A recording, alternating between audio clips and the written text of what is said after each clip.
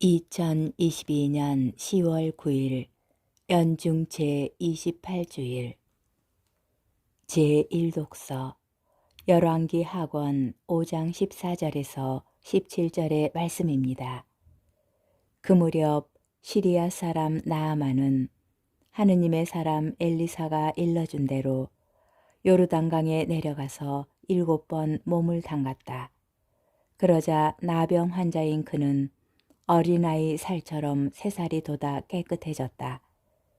나아만은 수행원을 모두 거느리고 하느님의 사람에게로 되돌아가 그 앞에 서서 말하였다. 이제 저는 알았습니다. 온 세상에서 이스라엘 밖에는 하느님께서 계시지 않습니다. 이 종이 드리는 선물을 부디 받아주십시오. 그러나 엘리사는 내가 모시는 주님께서 살아계시는 한 결코 선물을 받을 수 없습니다. 하고 거절하였다. 그래도 나아만이 그것을 받아달라고 거듭 청하였지만 엘리사는 거절하였다. 그러자 나아만은 이렇게 말하였다. 그러시다면 나귀 2마리에 실을 만큼의 흙을 이 종에게 주십시오. 이 종은 이제부터 주님 말고는 다른 어떤 신에게도 번제물이나 희생제물을 드리지 않을 것입니다. 주님의 말씀입니다. 제2독서 사도 바오로의 디모데오 2서 2장 8절에서 13절의 말씀입니다. 사랑하는 그대여, 예수 그리스도를 기억하십시오. 그분께서는 다윗의 후손으로 죽은 이들 가운데에서 되살아나셨습니다. 이것이 나의 복음입니다. 이 복음을 위하여 나는 죄인처럼 감옥에 갇히는 고통까지 겪고 있습니다. 그러나 하느님의 말씀은 감옥에 갇혀 있지 않습니다. 그러므로 나는 선택된 이들을 위하여 이 모든 것을 견디어냅니다. 그들도 그리스도 예수님 안에서 받는 구원을 영원한 영광과 함께 얻게 하려는 것입니다. 이 말은 확실합니다. 우리가 그분과 함께 죽었으면 그분과 함께 살 것이고 우리가 견디어내면 그분과 함께 다스릴 것이며 우리가 그분을 모른다고 하면 그분도 우리를 모른다고 하실 것입니다. 우리는 성실하지 못해도 그분께서는 언제나 성실하시니 그러한 당신 자신을 부정하실 수 없기 때문입니다. 주님의 말씀입니다. 복음, 루카복음 17장 11절에서 19절의 말씀입니다. 예수님께서 예루살렘으로 가시는 길에 사마리아와 갈릴레아 사이를 지나가시게 되었다. 그분께서 어떤 마을에 들어가시는데 나병 환자 10사람이 그분께 마주왔다. 그들은 멀찍이 서서 소리를 높여 말하였다. 예수님, 스승님, 저희에게 자비를 베풀어 주십시오. 예수님께서는 그들을 보시고 가서 사제들에게 너희 몸을 보여라 하고 이르셨다. 그들이 가는 동안에 몸이 깨끗해졌다.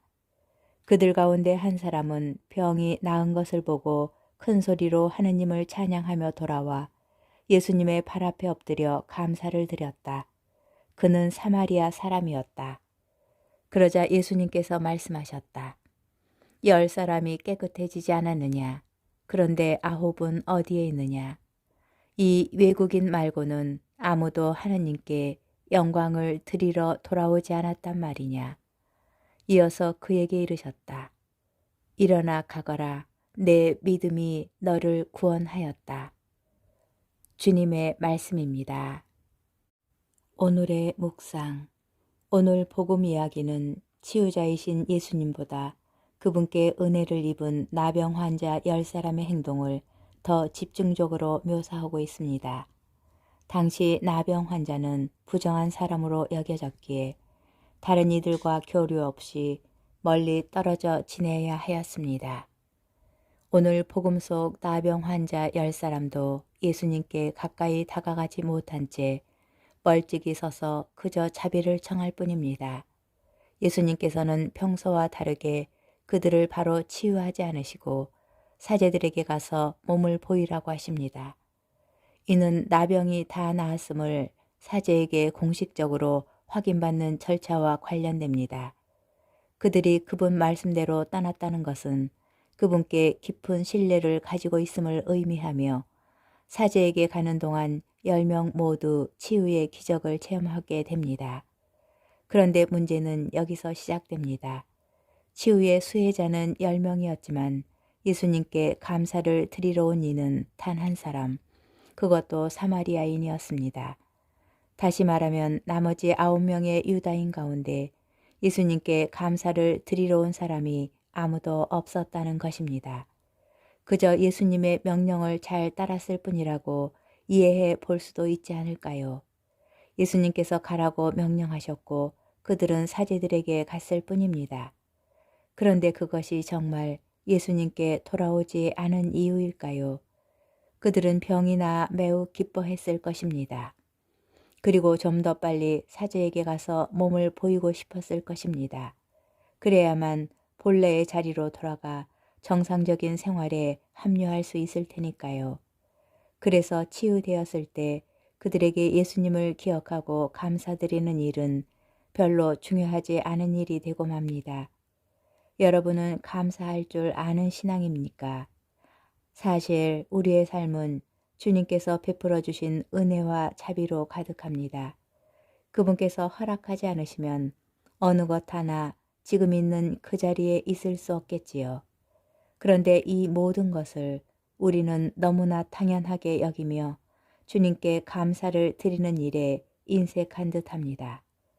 크든 작든 주님께서 베풀어 주신 모든 은혜에 깊은 감사를 드릴 줄 아는 신앙인이 되어야 하겠습니다.